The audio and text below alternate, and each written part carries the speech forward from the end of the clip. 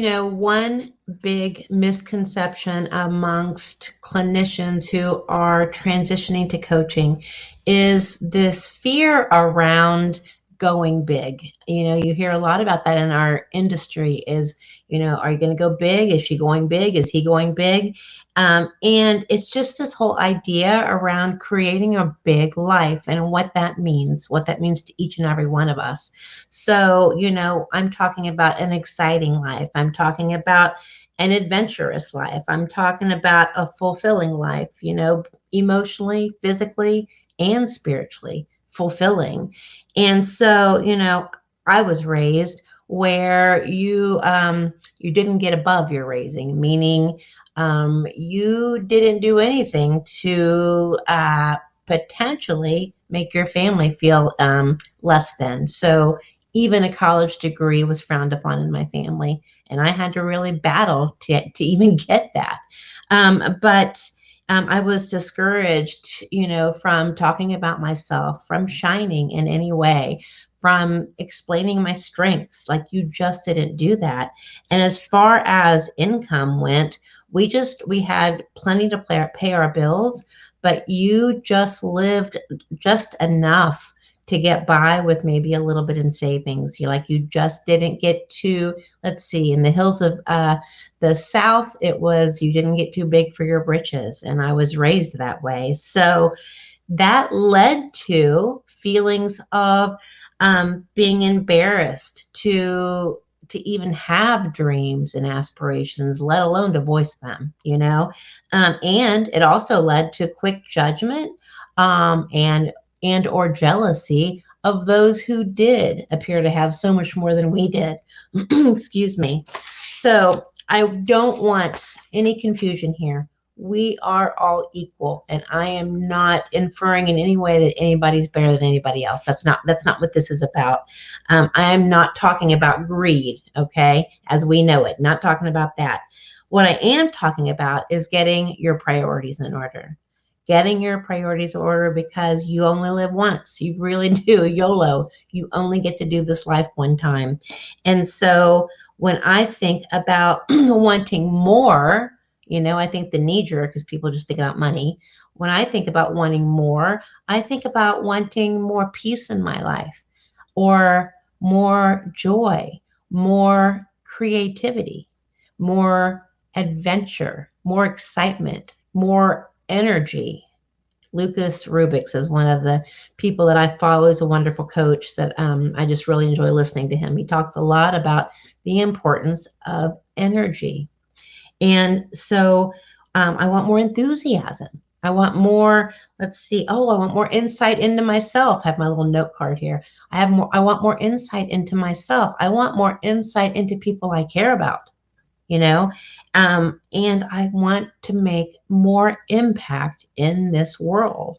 And if there are people who don't think like us, if there are people, if nobody thought about, wanting to make a greater impact in the world, nothing would ever change. There have to be leaders who step ahead of the rest, and fear or no fear are willing to pave the way to be able to make major shifts in this world, major impact in this world, and I do want it all, and it's okay for you to want it all. I think it all just comes down to, what does all mean?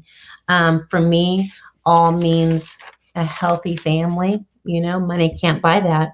All means a life that I love, a business that I love. All means for me more freedom to work when I want to, and not work when I don't want to, and work from where I want to.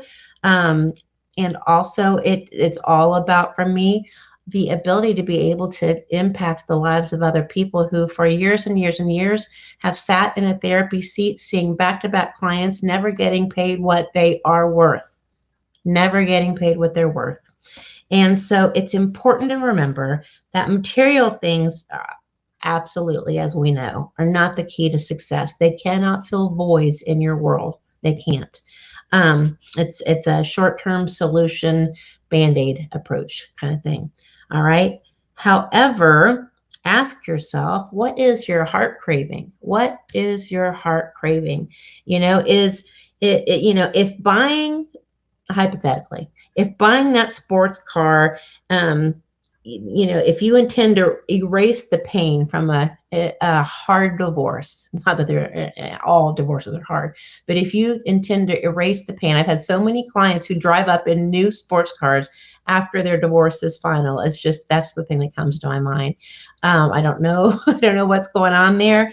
But if buying that sports car helps you feel better about yourself, because when you're driving that sports car, you feel energized. You remember the days of your youth. You feel excited to get out and let the wind blow through your hair. It brings back all the good stuff, the good memories. If that's what a sports car does for you, go for it. If you have the money, go for it. But if it's all about ego and how you look in that sports car, no happiness will ever come from that. And so it's all about perspective, obviously. And if the only reason you buy that sports car is your ego, then sadness and misery and emptiness will follow. But if the reason is because you feel absolutely lit up when you're in that sports car, it makes you feel so good about yourself, makes you feel really just, again, re-energized and excited, and you look forward to your Friday night with the windows down and your music playing, go get it. All right. Give yourself permission to want the right things, and give yourself permission to do the right things for the right reasons with the right motives. And when we talk about abundance and attracting abundance into our life, that's exactly how it is done. All right. For those of you who don't know me, I didn't introduce myself in the beginning. My name is Denise White. I'm an LPCC of over 20 years, turned online coach 2 years ago. And I actually run a free group on Facebook, the Clinical Coaching Corner. If you're seeing this and you're not in my group, feel free to message me, and I'll be glad to send you a link. You can come over and join us. I provide tips like this all the time. All right. I hope you have a great rest of your day, and I will see you soon.